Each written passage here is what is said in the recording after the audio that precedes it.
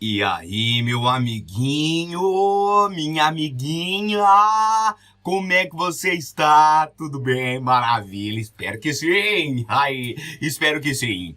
Dando continuidade, fofinhos, ao estudo dos movimentos sob a ação da gravidade, hoje nós vamos falar do lançamento oblíquo.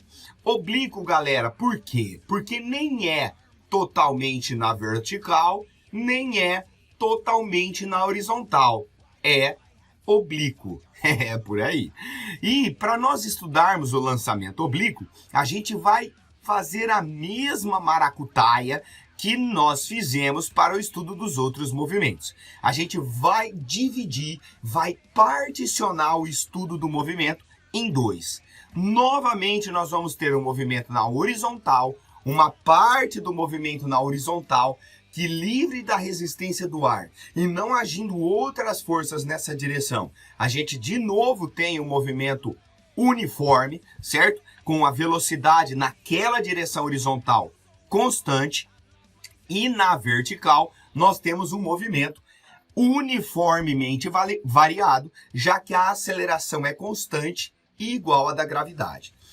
Novamente, nós vamos ter a composição de dois movimentos. No caso, é a composição de um lançamento vertical com um movimento uniforme na horizontal. No mesmo intervalo de tempo que o corpo sobe e desce, ele percorre uma certa distância horizontal, dando para nós a trajetória que é totalmente parabólica.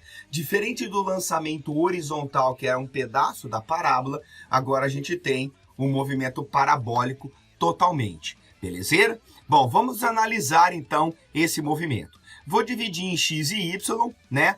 Os dois movimentos. Vou orientar positivo no sentido do x e positivo no sentido do y. E aí nós vamos pegar um corpo e vamos lançá-lo obliquamente.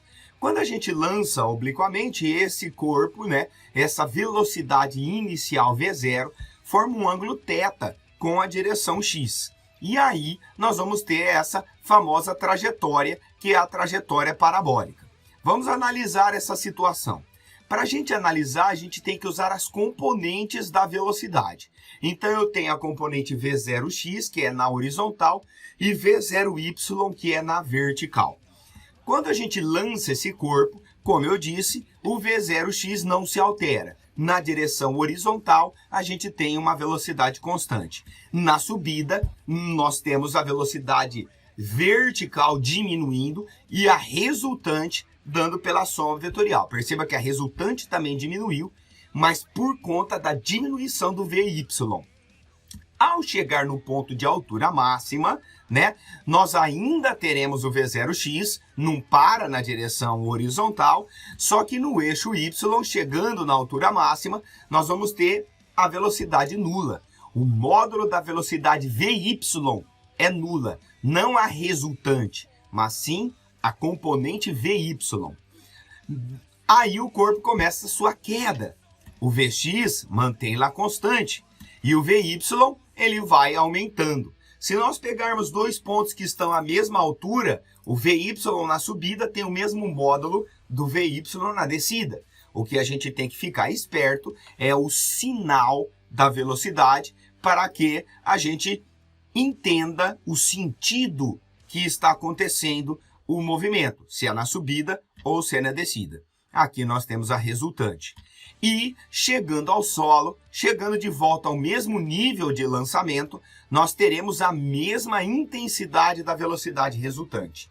Então, o tempo para subir até a altura máxima é o mesmo tempo para descer até o nível de lançamento.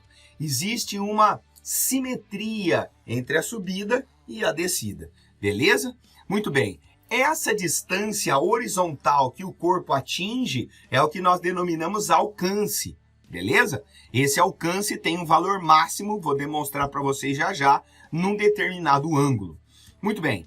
Aqui estão as componentes da velocidade V0, tá? Então, nós temos ali uma trigonometriazinha. O V0x é o V0 cosseno de θ e o V0y é o V0 seno de θ. E é só a gente pegar a resultante, aplicar seno e cosseno, que a gente vai relacionar o V0 com o V0x, o V0 com o V0y por meio de senos e cossenos. Fechou? Então essa é a análise primária do movimento de lançamento oblíquo. Aqui eu tenho uma simulaçãozinha,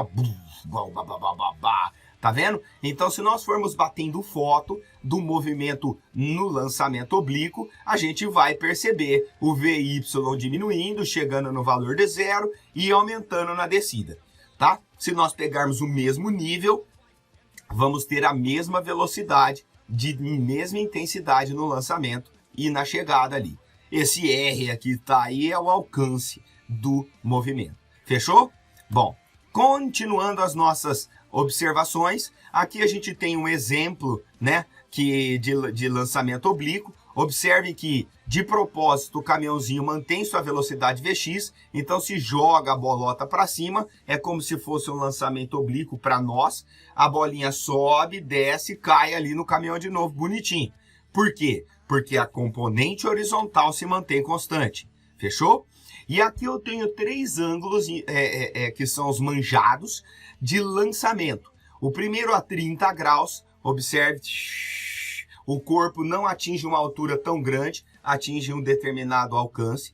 A 45 graus, o corpo vai ter o seu alcance maior do que nos outros ângulos. A gente vai mostrar que esse é o caso de alcance máximo.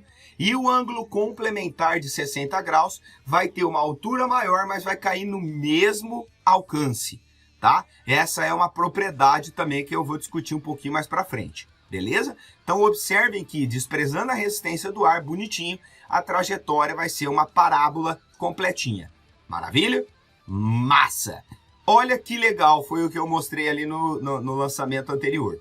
Se nós tivermos um corpo que é lançado inicialmente com o ângulo θ1, nós vamos ter um primeiro alcance.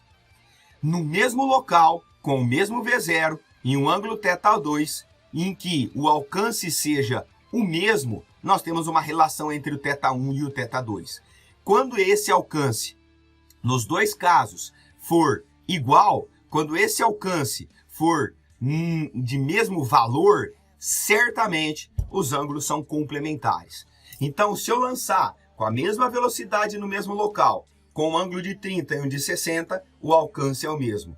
Com um de 20 e um de 70, o alcance é o mesmo. De 10 e de 80, o alcance é o mesmo. Perceba que eles são complementares.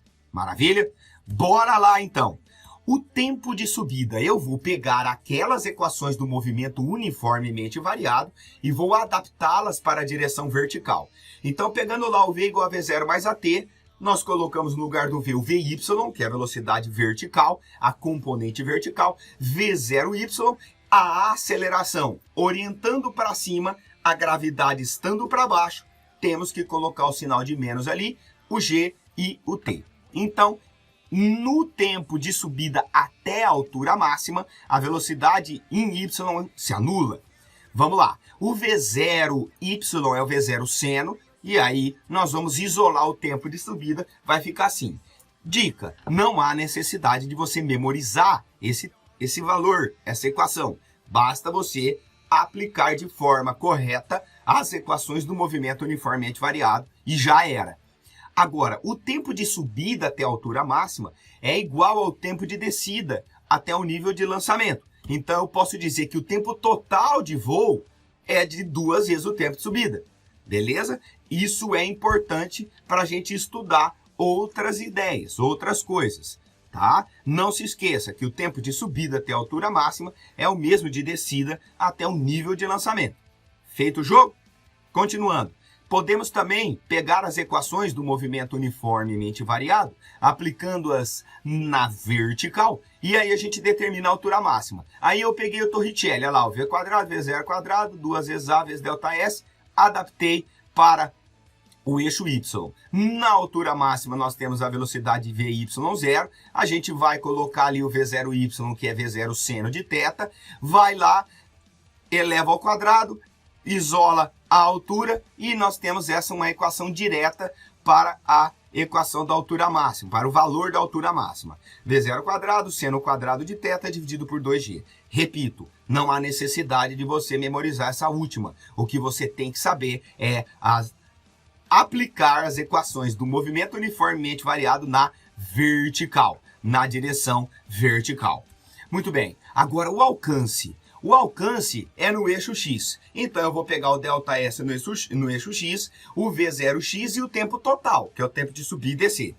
O V0x é V0 cosseno, que nós vimos lá nos slides anteriores. E o tempo total é 2 vezes V0 vezes o seno de θ. Esse 2 vezes seno vezes cosseno é o seno de 2θ. Lá na trigonometria, você já aprendeu isso. Então, o alcance vai ser dado por V0 quadrado, seno de 2θ dividido por g.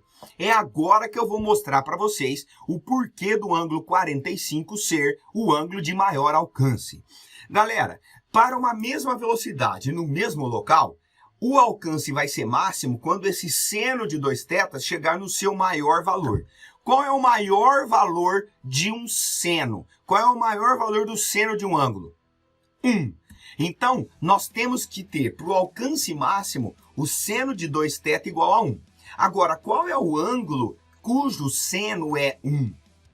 O ângulo é o 90. Então, aquele ângulo no 2θ tem que ser 90. Portanto, para aquele ângulo 2θ ser 90, o θ é 45. É aí que a gente tem o alcance máximo que esse corpo pode chegar no lançamento oblíquo. Maravilha?